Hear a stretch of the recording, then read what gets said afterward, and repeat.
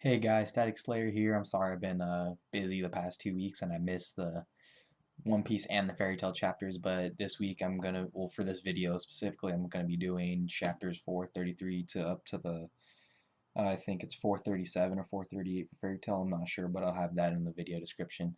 Um, so I'm gonna start off with chapter 433, and just so I remember, I'm on my phone on it right now.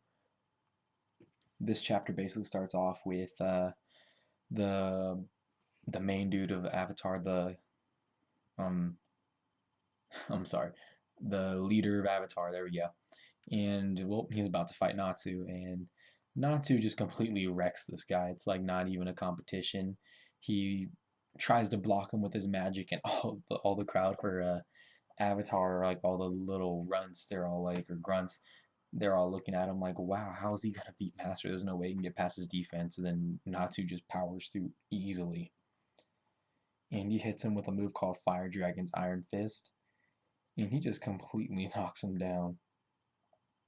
And yeah, after Natsu takes that dude down, he uses this summoning move. It's called Summon Ikusatsunagi, and he summons some huge demon type thing like from the sky. And this thing, it looks like it'd be completely powerful and looks kind of like a sphinx in a way, but like it has like a sword and whatnot. Let me see if I can just show it through my phone. Yeah, something like that thing right there. Well, anyways, Natsu's not really having any of this thing, but Natsu just can't forgive the fact that this dude's treating his comrade so badly. And that basically sums up chapter 433, but I gotta move on to 434 now. In this chapter, I didn't say the name of the last one, but this one is Crumbling Fist. And everybody just seems so freaked out about this monster. Like even Urza's like worried about it. And the monster brings its sword down, and Natsu, he just starts climbing up, and all Fairy Tail members are just looking like, wow, it's Natsu. Can't believe he's doing that. And the leader of Avatar, he's just still so high in mind. He doesn't know, um, he doesn't really know how strong Natsu and the rest of Fairy Tail are right now.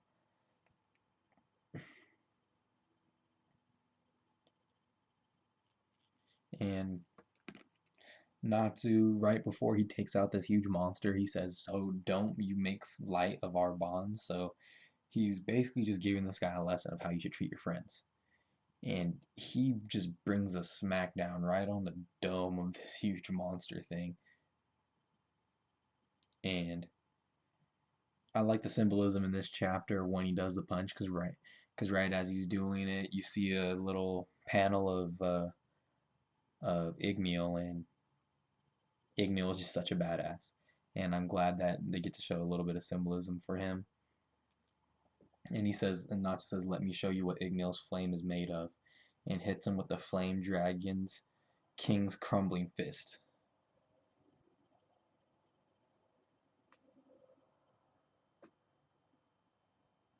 Yep, that thing right there. And that monster just completely gets destroyed. And that's pretty much how, well, that's completely how they tell Natsu and company take out Avatar. But they still have a little bit more to go over with Avatar. In chapter 435, Shout of Victory, um, we just get pretty much everyone in shock of how Natsu was easily able to take down that huge monster that everyone thought was going to be completely powerful. But, it's Natsu, and you can't beat Natsu with anything. And you see everyone, they're saying, run, he's a monster. And then you see the little puppet dude and the big dude with the other mask of Avatar just sitting there.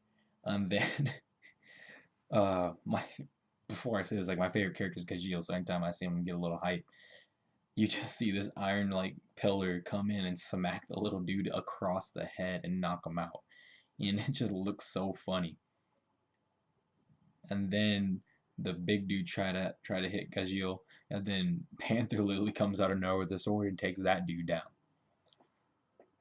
And then you see Gajeel saying to arrest everybody. He's like, I don't want anyone to leave. And pretty much his whole crew starts rounding people up. There's a little bit of I'm sorry. There's a bit of a reunion going on. Everyone's all happy to see Levi, and they're like, oh, Lucy's like, oh, I heard you joined the council, and I'm proud of you. But then you have Natsu and and Urza, and and I think Gray as well. They don't even believe that Gajeel is like actually there, because the Gajeel they know would never even join the council. And then even Urza takes it upon herself to smack him in the back of the head because she doesn't believe that he's the actual Gajeel. Then they go over how they got to how he got there, because Gray showed them, and that dude, I can't remember his name. He's the dude with the sword that Urza took out. He sees all of those Fairy Tail members, and he's just sitting there thinking like, what, those? Those are Gray's friends. And that completely freaks him out. And Urza raises her sword in victory, and then you get a nice cool panel or whole page where you have Levi, Panther Lily, Gajeel, just pretty Natsu, Juvia, just, you know, all the crew that we've seen thus far, just raising their hands in victory, just being happy like Fairy Tail usually is. And you see Rogue and crap, I can't remember his name right now. Rogue and Sting, yeah, I think Rogue and Sting. And then their cats, Frosh and Lester, Frosh and Lester. And they actually broke their promise to Natsu, and they're at the battlefield. And I think we're supposed to be worried at this point in the chapter because Frosh disappeared and she went up to Gray, and I guess even in my mind I'm like, oh no, is Gray gonna accidentally kill Frosh? But that wasn't the case, and he just starts hugging her. One thing that made me laugh is that even Juvia, as Gray hugged Frosh, she was all like, "Oh, a new love rival," and like with just anger, like she does every time she sees Lucy talk to Gray. And that's the end of chapter 435. And the last chapter I can review for Fairy Tail is 436. And this one's called Memoirs. Now, this chapter is really, really interesting because ever since I've gotten into Fairy Tail, and I'm sure most people are the same way, have wondered about Zeref. And like how like he's a very odd like villain. I'm not even sure if villain can correctly classify him at this point.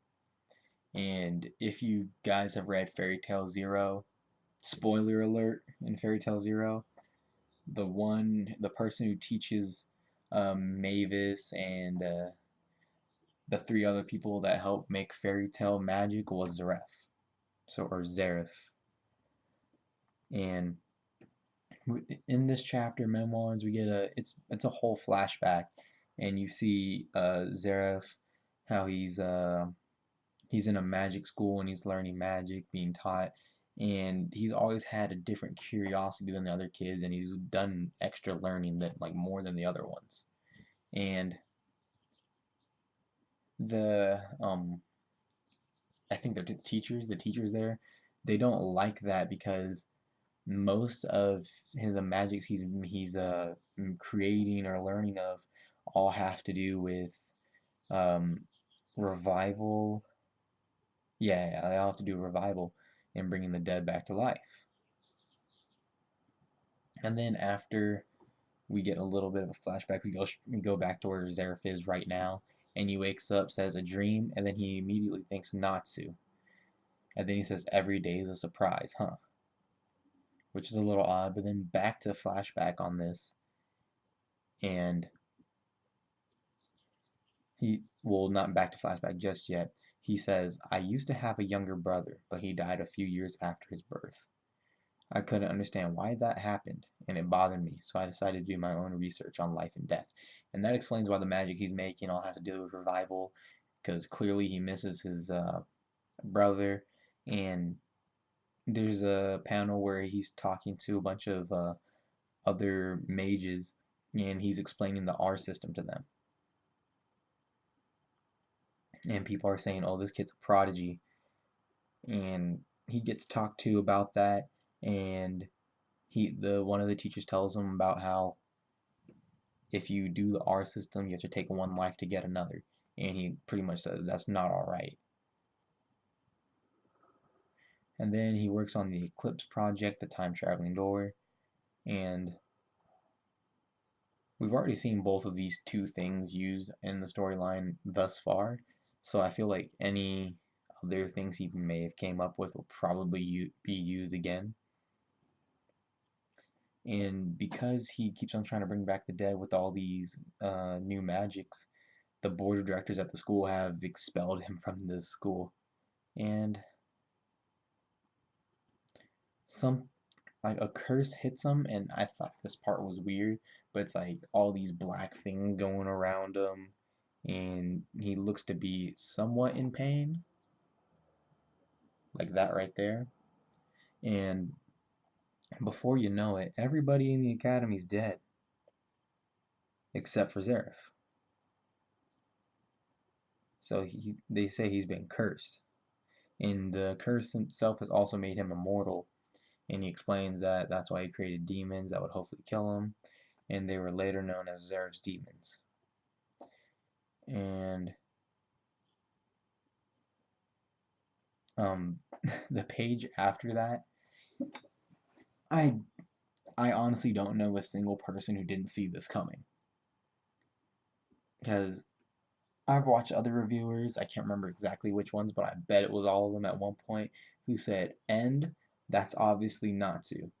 Because most people, they all would say that the E would stand for Aethelius, or Aetherius, whatever that thing is called, and then the N and the D are Natsu, Dragneel. And clearly that has been shown to us in this chapter. But the thing that threw me off completely, like, because I saw that coming, the thing that threw me off is that Natsu is the body of Zareth's younger brother, the one that died. And the fact that Zareth's name is Zareth Dragneel just threw me off completely.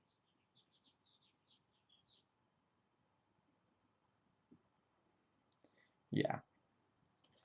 So there's that one part so far.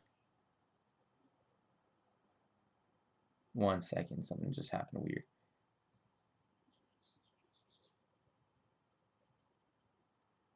Sorry. Let me get back to the page I was at to make sure I don't miss anything.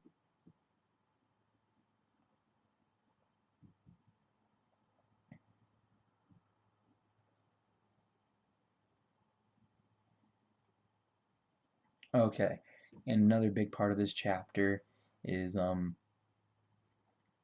hope we all remember the story of how they told us about how the dragons, there's like pretty much, let's say it was 50-50, where half the dragons liked the humans and the other half wanted to eat the humans. So the half that liked the humans, in order to beat the human hating dragons, they taught humans dragon slaying, and some of the dragon slayers become really powerful, but then there's this one that became so powerful he was killing a bunch of dragons, and he eventually became more and more and more like a dragon. And that's how Acnologia became about. And we get to see a picture of him as a human, or in human mode. And like most dragon slayers we see, other than Wendy, this guy, he just looks savage, like a complete, like he really reminds me of the Fire God Slayer, whose name I can't remember, but obviously this guy would be much more badass, and I would love to see the kind of powers he has, like just in human form. And here's a picture of him, just like dang. And then basically it shows Zareth asking him to team up, and he told him he'd kill him and the other humans, but he has to work with Acnologia first. And Acnologia, he pretty much says, okay. Anyways, that's the end of these chapter reviews, and again, I'm sorry that it took me so long to get to these ones, but really busy with work and school, and since summer's coming up, I'll probably have better time and being able to do stuff like this, and yeah, that would help a lot. But anyways, for all these chapters, I think I'd give them pretty much 4 out of 5s for all four. They were all pretty good chapters, and especially since it's 2 a week, it's kind of hard to grade them just by themselves, especially since I'm reviewing all four at once. But let's say all together, they'd be a 10 out of 10. And it was great to see a little flashback of how Zeref is and why, and obviously that great reveal that we were finally justified with our assumptions that Natsu was N, because that was pretty much obvious. Well, anyways, that pretty much sums up this review for Fairy Tail, and next time the chapter comes out, I'll try to do it on time as possible. Like, hopefully I'll be on the same date that the other reviewers do it, and yeah, that's pretty much it. So, just if you happen to watch this video, just leave us like it, subscribe, anything to help me get this channel started. I greatly appreciate it. And Static Slayer out.